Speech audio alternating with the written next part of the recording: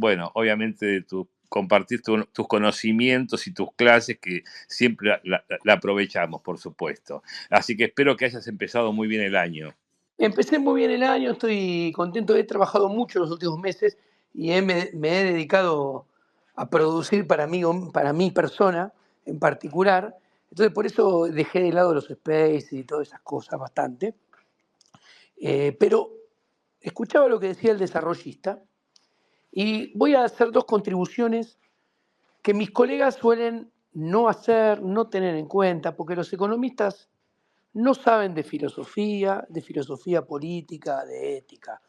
Y esto es muy importante, porque la economía está por debajo de todo esto, es un resultado de todo esto.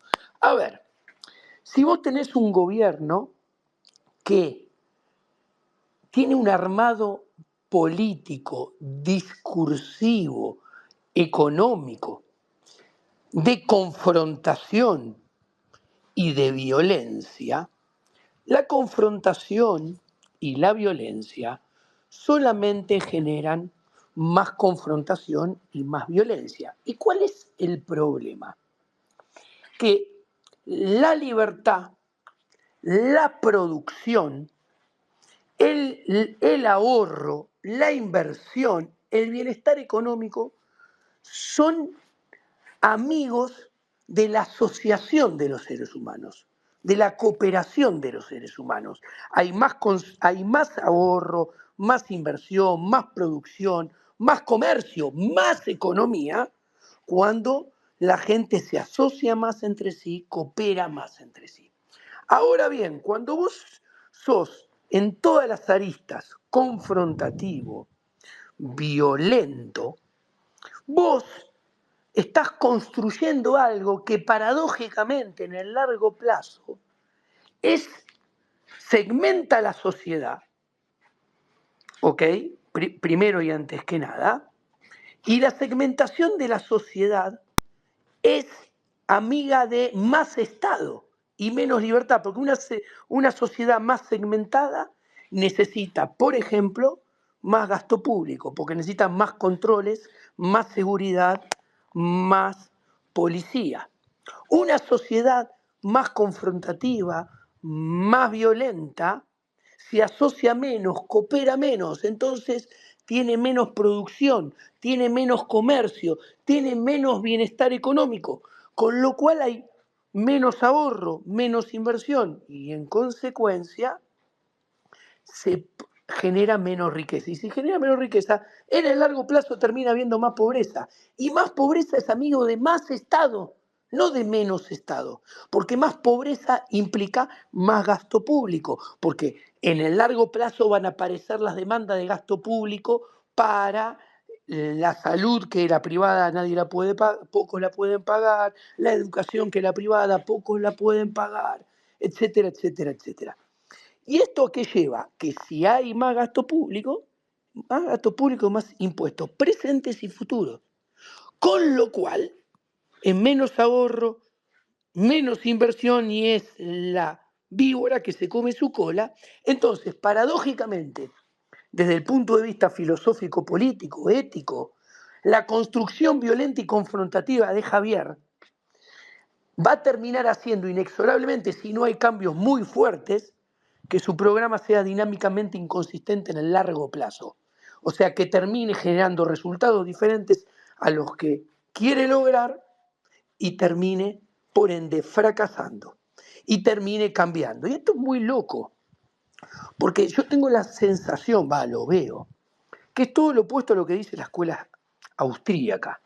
Javier, en términos políticos y en términos económicos, tiene lo que la escuela austríaca llama una alta preferencia temporal. ¿Qué es esto?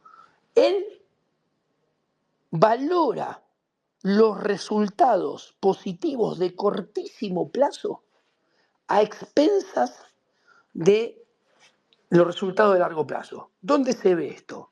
Claramente en su accionar y en su programa económico, porque él, en lugar de invertir y afrontar fuertes costos en el corto plazo, que era liberar todo en el corto plazo, por ejemplo, dejar flotar el tipo de cambio, no poner el dólar a dedo como hizo, dejar que opere las reglas de mercado.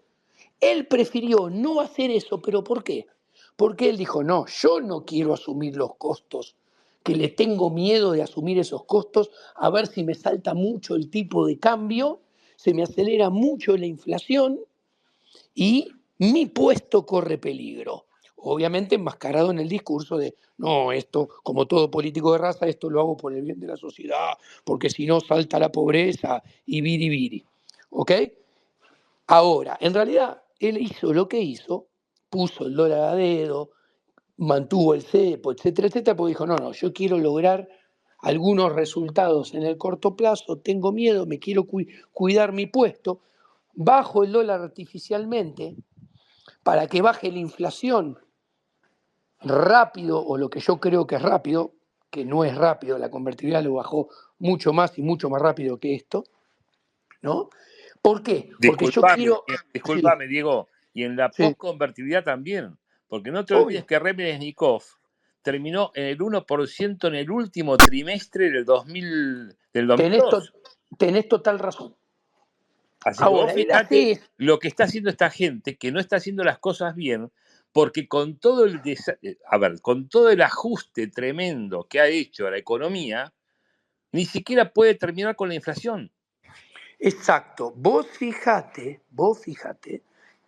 tenés razón con lo que decís, que él prefiere bajar el tipo de cambio artificialmente, lo cual aumenta los costos de producción en forma estratosférica en dólares, lo cual comprime las rentabilidades del sector privado como loco, ¿eh?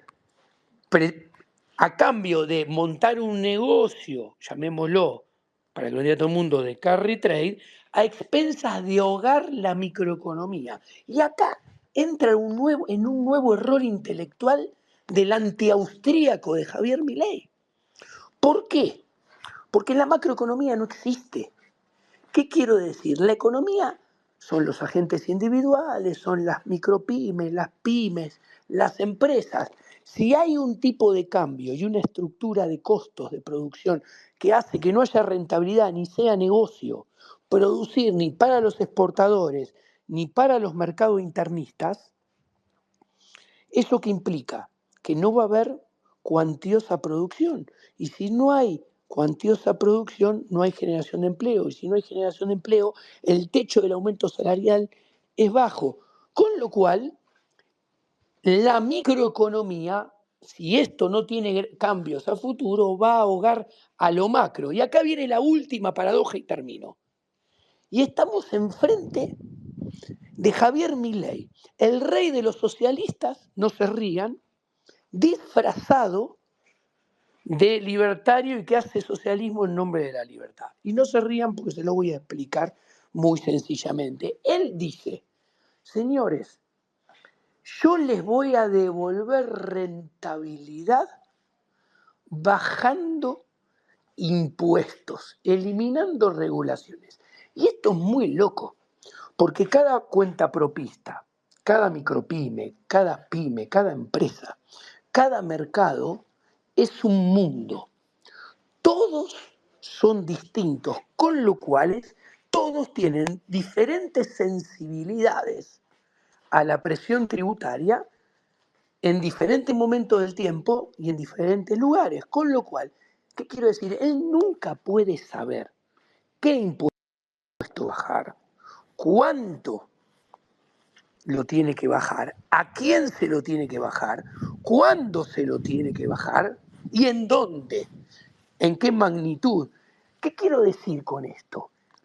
Porque no puede tener nunca esa información, porque esa información depende de las preferencias, las estructuras de costos, las funciones de producción de cientos de miles de agentes privados.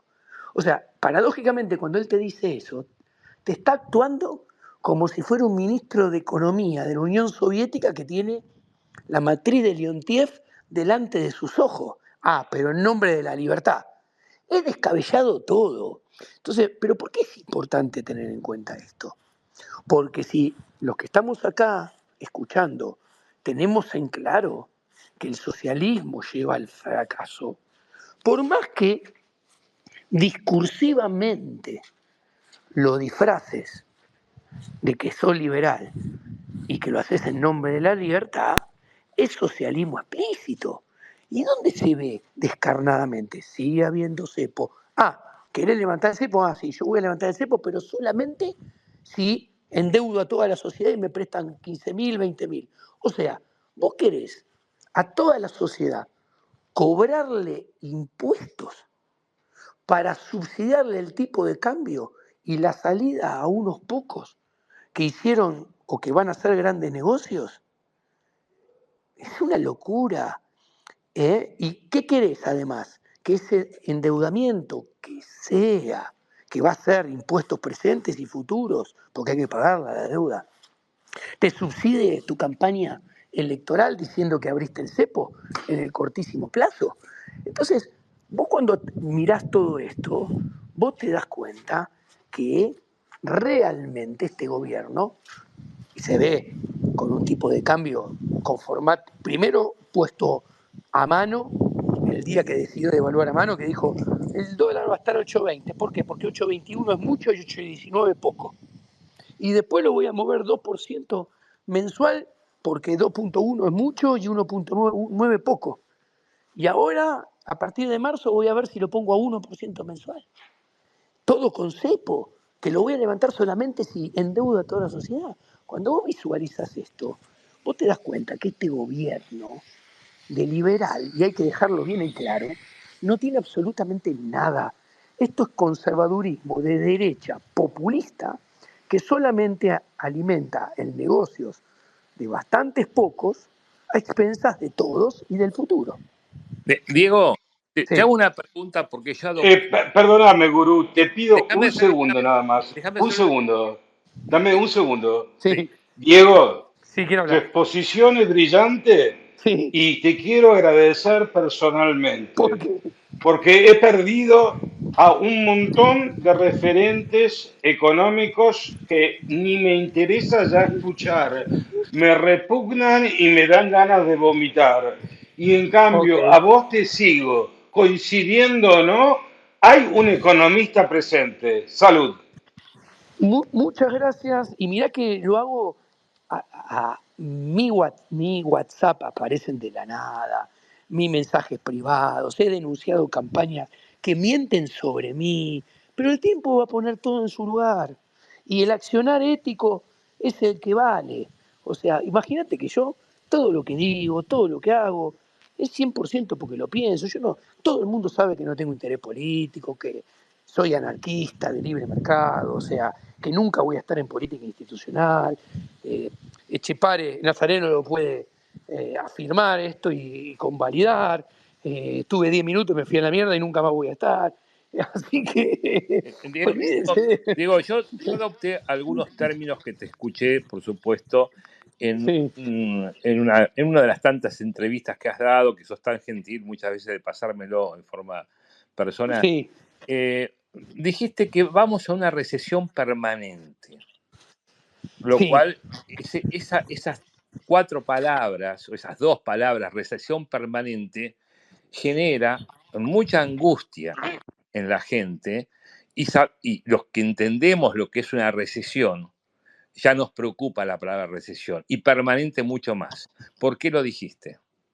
Mira, yo voy a ponerle algunos numeritos que son solamente indicativos, simplemente para que el concepto se entienda más fácil. Punto número 1. Mira, hay datos del EMAE hasta octubre del 2024. Los datos del EMAE dicen que la caída del nivel de actividad es acumulada a 2.7. Ahora bien, si vos le sacás el rebote estadístico del campo, que tuvo una cosecha normal frente a la cosecha desastrosa del 2023, la cosecha gruesa, rebotó 37%, cuando vos le sacás ese numerito, la caída del nivel de actividad es menos 6.7. ¿Ok? En los primeros 10 meses. ¿Esto qué quiere decir?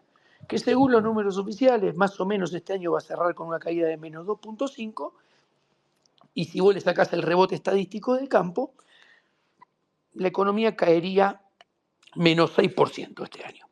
¿Ok? Eso es la recesión más fuerte después de la cuarentena delictiva del 2020 y del 2002. ¿Ok? Esto para poner el contexto inicial. Sigo.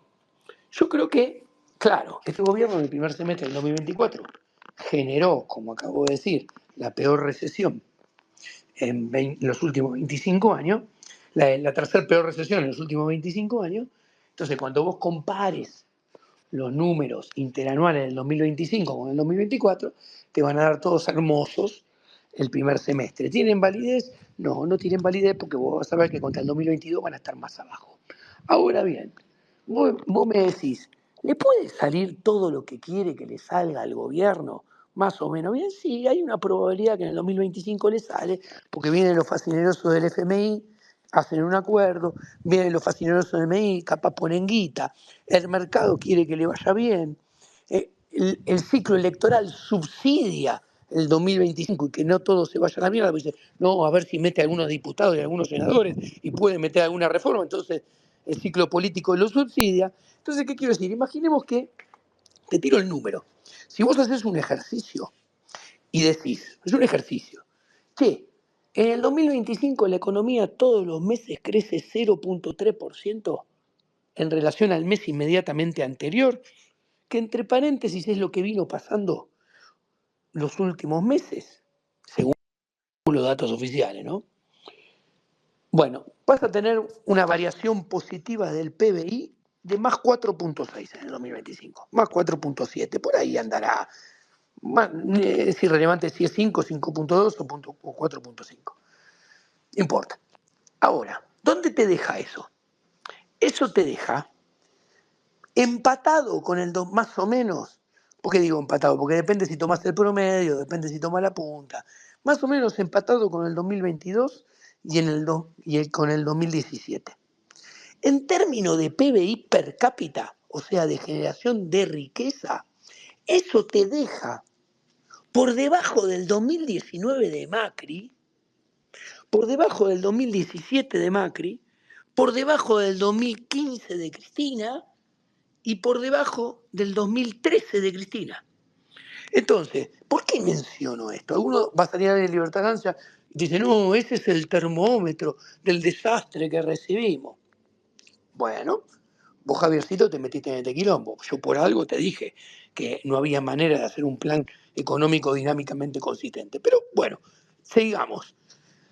¿Cuál es el problema? ¿Cómo se logra? Si al gobierno le sale eso, les pongo un numerito y le sale todo bien y logra eso con su plan económico, asumiendo que para eso el mundo no tiene que estornudar, asumiendo que Brasil no tiene que tener angina y asumiendo que en el mercado doméstico, en lo político, los argentinos no nos tenemos que resfriar tampoco, si todo eso juega a favor, eso lo lograría con un Kroll-Impec que asumamos que a partir de marzo pasa a ser del 1%, si asumimos que le sale todo bien, con una inflación que termina siendo 25% interanual a final de año, de esos dos datitos surge que si vos haces que la convertibilidad del tipo de cambio real era 1, a final del 2025 va a ser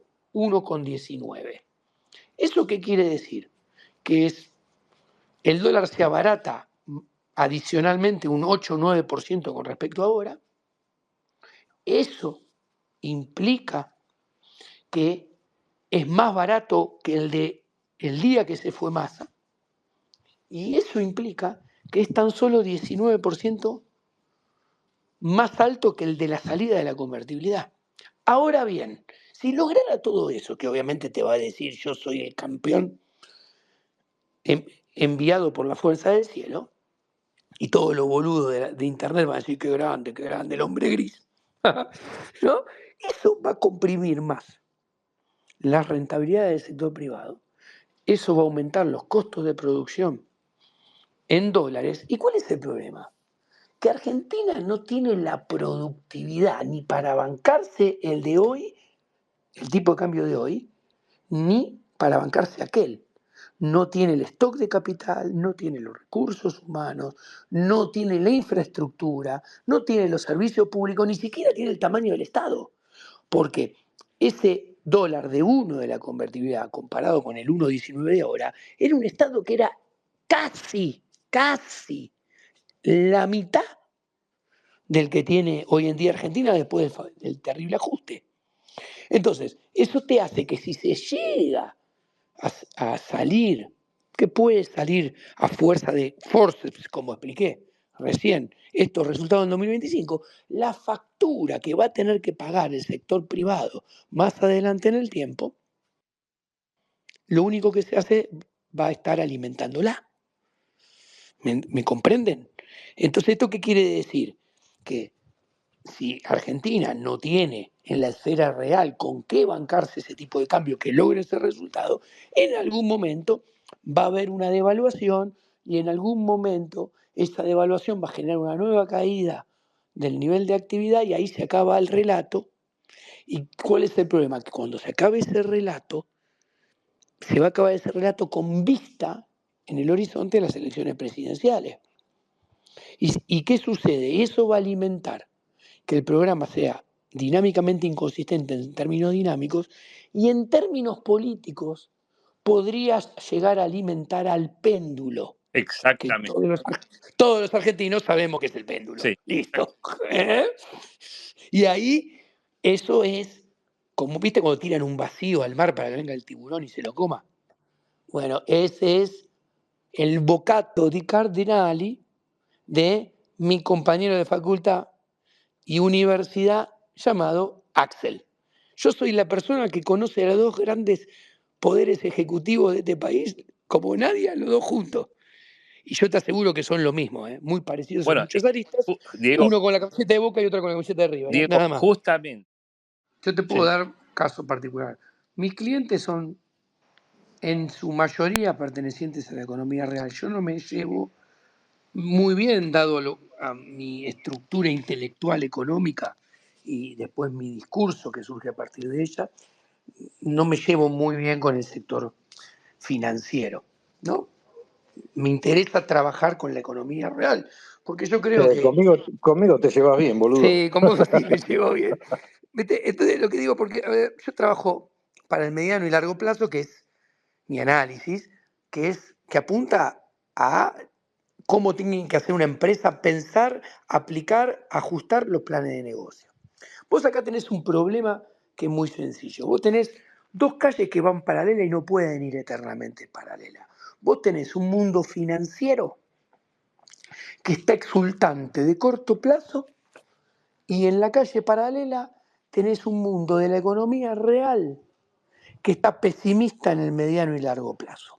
Estas dos calles se tienen que juntar, porque no pueden ir separadas por la vida en forma disociada eternamente. Es muy sencillo. ¿Por qué? Porque los bonos de un país que su PBI per cápita no aumenta sostenidamente, esos bonos no pueden valer cada vez más. Esos bonos tienen que valer cada vez menos. ¿Por qué? Porque la deuda de un país cuyo PBI per cápita no crece exponencialmente y la deuda crece, esa deuda es cada vez más difícil de pagar. ¿Ok? El mercado bursátil, para hablar mal y pronto, de un país no puede ir indefinidamente para arriba si las empresas de ese país, en lugar de ir permanentemente hacia arriba, producen cada vez menos, tienen cada vez menos rentabilidad, les es más difícil exportar, les es más difícil producir para el mercado interno. Es muy claro, la escuela austríaca lo explica. Primero está la economía real, o sea, primero se tiene que producir, primero se tiene que generar riqueza, después se consume y se ahorra, y con ese ahorro después se invierte, se aumenta la estructura de producción, se acumula capital, se toma nuevo empleo, aumenta la demanda en el mercado de trabajo, con lo cual los salarios suben. En la economía hay un orden, Las cosas no se pueden dar vuelta. El carruaje no puede ir delante de los caballos. Y este gobierno es lo que pretende. Entonces, está vendiendo una carroza de Cenicienta dada vuelta. Estas dos calles se juntan indefectiblemente de dos maneras. O la economía real hace el catch-up, sube hacia la economía financiera, para lo cual necesita mucha inversión extranjera directa, mucha acumulación de capital. Y Javier Milei es el que tiene los peores ratios de inversión de los últimos 6 presidentes, o sea, está en el sendero opuesto. Y para que esto se dé, necesita 2, 3, 4, 5 años, o la economía financiera cae hacia la economía real. Y eso se da en semanas con el movimiento de un solo precio. ¿Ustedes qué piensan que es más probable que suceda? Bueno, no hay que pensar mucho, ¿no? Listo, ya terminé. No, Javier nunca hizo análisis macroeconómico. Nunca Desde- vivió de hacer análisis macroeconómico. Él trabajaba de evaluar los contratos prebendarios que obtenía el armenio a lo largo y ancho del mundo con diferentes estados, donde la evaluación es, bueno, obtengo una licencia duopólica, monopólica o oligopólica del estado X en el negocio Y. ¿Qué voy a ganar? ¿Una trosca? ¿Un montón? ¿Mucho o bien? De eso trabajaba. De hecho, y te lo digo porque toda su vida utilizó el análisis macroeconómico mío, que se lo pasaba así. Tomá, que yo soy el que durante 2 décadas vivo de hacer macroeconomía y analizar macroeconomía para el sector privado.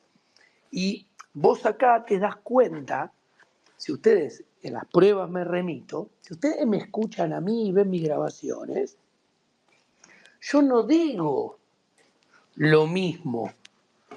Es más, hace 5, 10 o 15 años. Es más, yo estoy en condiciones de decirles que en el libro Política Económica Contrarreloj, que es mi primer libro con Javier Milei, que lo escribí yo, la parte monetaria, en 2013-14, lo escribí, hay varios errores. ¿Pero por qué? Porque aquel profesional de hace 10 años no es el mismo de hoy en día. Yo crecí muchísimo intelectualmente.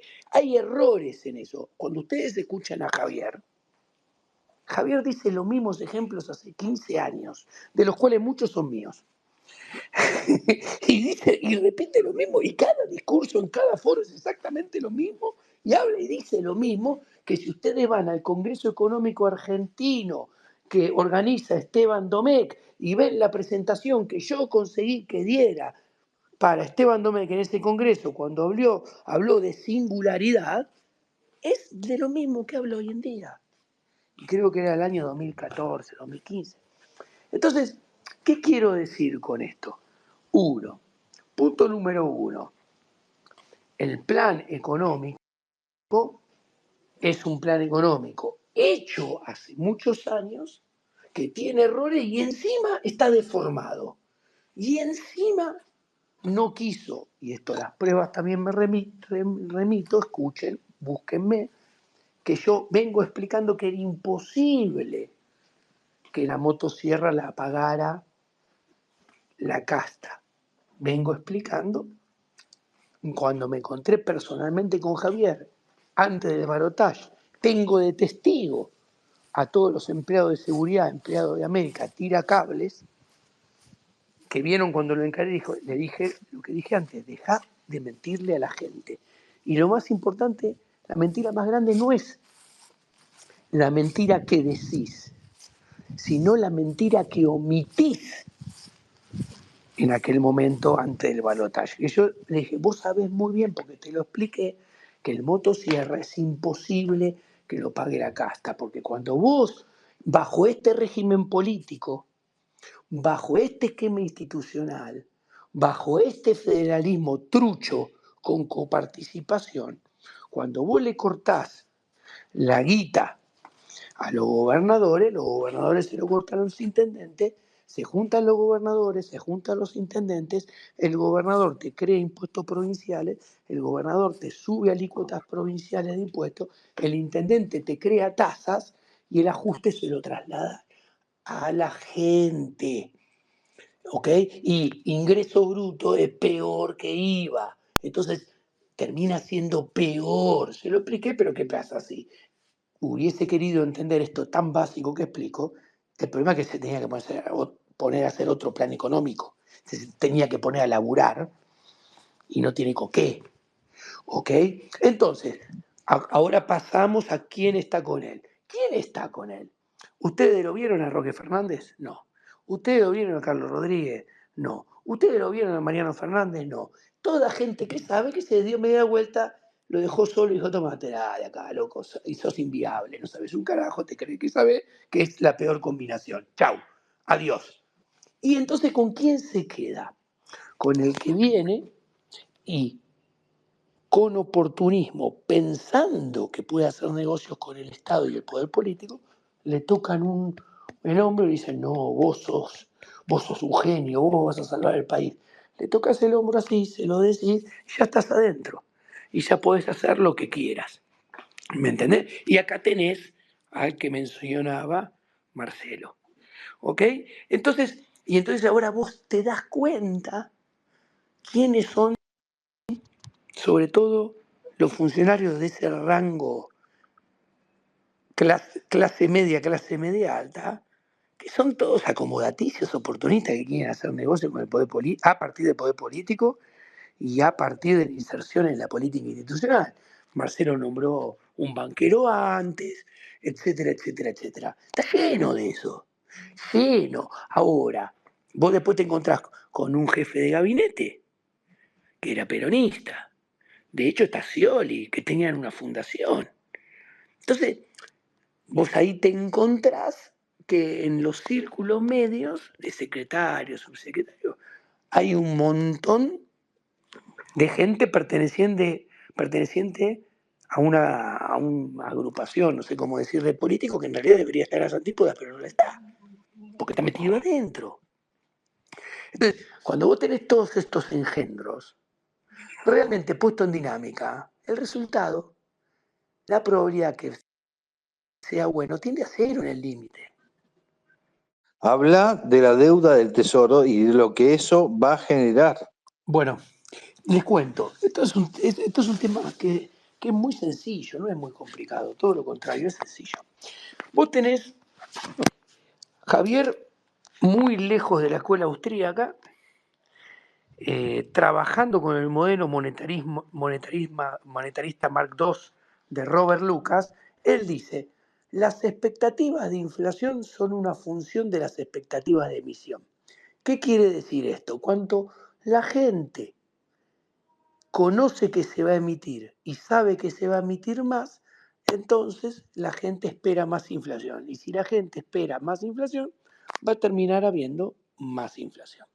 Entonces, ¿qué hace Javier? Mira y dice, che, ¿de qué depende la expectativa de emisión monetaria? Dijo, miró el mapa así y dijo, las expectativas de emisión monetaria dependen de las LELIC y de los pases, que son emisión monetaria latente a un día, a 7 días, a 21 días originalmente. Entonces digo, bueno, tengo que desarmar esta bomba. ¿Se acuerdan que hablaba de las bombas, de las LELIC y de los pases y de sanear el balance del Banco Central? ¿Por qué? Porque él dice, bueno, yo desarmo las LELIC y pases, bajan las expectativas de inflación y al bajar las expectativas de inflación, porque bajan las expectativas de emisión, va a bajar la inflación. Si yo bajo esta expectativa de emisión a cero, porque saco las LELIC y los pases en forma completa, las hago desaparecer, los cambio por otra cosa, esta fuente de emisión se hace cero, por eso hace tanto hincapié en la emisión cero, y entonces bajan las expectativas de emisión a cero, bajan las expectativas de inflación, baja la inflación. ¿Esto con qué se une? Y acá le estoy diciendo cómo piensa su cabecita. ¿Esto con qué se une? Se une con lo que preguntaba Gurú. ¿Por qué mierda puso el crawling peg? ¿Por qué mierda subió el dólar a dedo a 820? ¿Por qué dijo? Te lo traduzco en un segundo. Dijo, yo subo el dólar, para que entienda todo el mundo, una bocha, porque si yo subo el dólar una bocha, eso me da mucho espacio, mucho colchón, y cuanto más colchón, mejor. ¿Por qué? No me importa que suba la inflación, porque aparte yo quiero que suba la inflación, porque si yo subo la inflación puedo meter todos los ajustes tarifarios al principio junto, y cuanto más suba la inflación al principio, más fácil es que baje, fácil es que baje. ¿Y cómo hago que baje más fácil? Si subo mucho el tipo de cambio a dedo, y acá te lo estoy explicando, gurú, cómo piensa, cuanto más suba el tipo de cambio a dedo, me permite poner un crawling peg más bajo. Si yo subo el dólar a 820, yo puedo poner un crawling peg de 2. Y con eso tengo entonces un ancla más fuerte para que me baje más rápido la inflación. Entonces, trabaja con esto. Ahora, ¿cuál es el problema que me pregunta Marcelo? Dice, al mismo tiempo dice, déficit fiscal cero. Claro. Entonces acá viene la magia del Toto Caputo. Dice, bueno, vamos a cambiar las LELIQ y pases, desaparecen las expectativas de emisión en el cortísimo plazo, desaparecen las expectativas de inflación por esta emisión en el cortísimo plazo, y se lo paso a alguien que no emite, supuestamente, que es el Tesoro, y a más largo plazo. Así pateo la pelota para adelante, bajan las expectativas de emisión, baja la expectativa de inflación. Ahora, ¿cuál es el problema? Que los intereses que paga la deuda del Tesoro son más altos que la del Banco Central, y son gasto público. Entonces, en realidad, cuanto más grande sea el swap, cuanto más grandes sean los intereses y cuanto más alta sea la capitalización, más gasto público, porque hay más intereses. Con lo cual, si yo tengo un régimen de déficit cero, más grande tiene que ser el ajuste, porque necesito más ajuste, para alcanzar el equilibrio con un gasto mayor, porque hay mayores intereses. Ahora, viene la magia del Toto Caputo y te dice, yo te meto un bono bullet que no paga un joraca, no paga nunca, hasta el último día.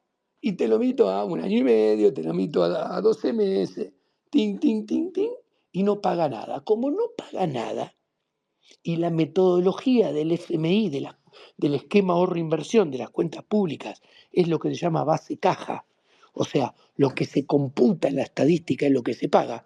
Esto no se paga, entonces no se computa. Ahora, ¿cuál es el problema? Que no se compute lo torna la contabilidad creativa más grande de la historia. ¿Por qué? Porque vos cuando mirás los intereses que se capitalizan de la LECAP y los acumulás a lo largo de todo este año, son el triple del superávit fiscal informado. Con lo cual te hace que si los contabilizás, el déficit fiscal contabilizando es el doble, redondeando, que el superávit que se contabiliza. ¿Ok? Ahora, esto es lo interesante.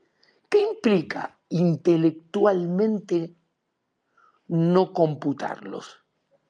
Fuera del esquema ahorro-inversión, fuera del resultado. Intelectualmente, no contabilizar los intereses de ALECAP implica, en el fondo, que vos asumís, pretendés que te hagan el rollover de todo, no solamente del capital, sino de los intereses. Significa eso intelectualmente. Ahora bien, las LECAP, vos entras al home banking del Santander, del Galicia, del BBVA y las podés comprar. O sea, son un instrumento hiper retail. ¿A quién puede tener un tamaño de descerebrado que alguien que puede comprar 100.000 pesos de LECAP te va a hacer el rollover de la LECAP? Algún día, y esa persona, ¿por qué compra LECAP? Dice, no, yo compro LECAP porque me pagan, invento el número, me pagan un interés del 4. Y si el dólar baja al 4, entonces estoy ganando, cuenta almacenero no exacta, gano un interés de 8 en dólares. ¿Qué implica que el tipo está pensando eso? El tipo está pensando que eso en algún momento, él se va a volver a pasar al dólar, porque para realizar esa ganancia, como decía Marcelo Trovato, se tiene que dejar salir de los instrumentos en pesos y algún día pasar a los instrumentos en dólares. Es como el que dice, che, compré esta casa a 100.000, hoy vale 150.000, estoy ganando 50% en dólares. No, boludo, tenés que venderla la casa y tenés que hacerte dólares. Hasta que no hagas eso no ganaste un carajo. Bueno, perfecto. Ahora, ¿qué implica esto? Que el día que ejerza esa ganancia, eso es caída de demanda de pesos, o sea, exceso de oferta de pesos y al mismo tiempo aumento de demanda de dólares. Tenés presión de demanda en el mercado de dólares, que primero salto de tipo de cambio, y después exceso de oferta de pesos en el mercado cambiario, que después será aceleración inflacionaria. Entonces, ¿qué quiero decir? Este programa tiene en su acta de nacimiento, en el dorso, su acta de defunción. Y como decía Nazareno, y lo que decía Marcelo, que son un poco más grandes que yo tengo 53, esto lo vimos varias veces. Y encima los actores, contradiciendo al propio Milei, que decía, con lo mismo de siempre no se pueden lograr resultados diferentes, vos tenés a Patricia Bullrich, para poner ejemplos, que estuvo con De la Rúa, que estuvo con Macri. Tenés a Caputo, que estuvo con Macri. Tenés a Stuzenegger, que estuvo con De la Rúa, que estuvo con Macri. Que ahí entramos de vuelta al oportunismo del poder político. Déjame hacerte un impasse ahí, Diego. Sí. Dale. Esta explicación que diste, el que se atreva a decir que esta explicación macroeconómica que diste, académica que diste, lo haces por envidioso, por lo que diga, la verdad que se tiene que mirar al espejo y escupirse, primer punto. Y segundo, ¿el oro dónde está? ¿El qué? ¿El oro dónde está? Excelente pregunta, ¿eh? Hay que tratar que esté en los bolsillos. No, Que no, no, conteste. pero el oro que se llevaron de la Argentina, ¿dónde Lo fue a parar? reventaron. Se reventó. ¿Dónde Olvidate. fue a parar el oro? El oro, mira, el oro se pone en garantía para que te presten dólares, primera opción. Segundo, se hace una ripo para obtener dólares, segunda opción. O tercero, directamente se vende para obtener dólares. Esas son las tres opciones.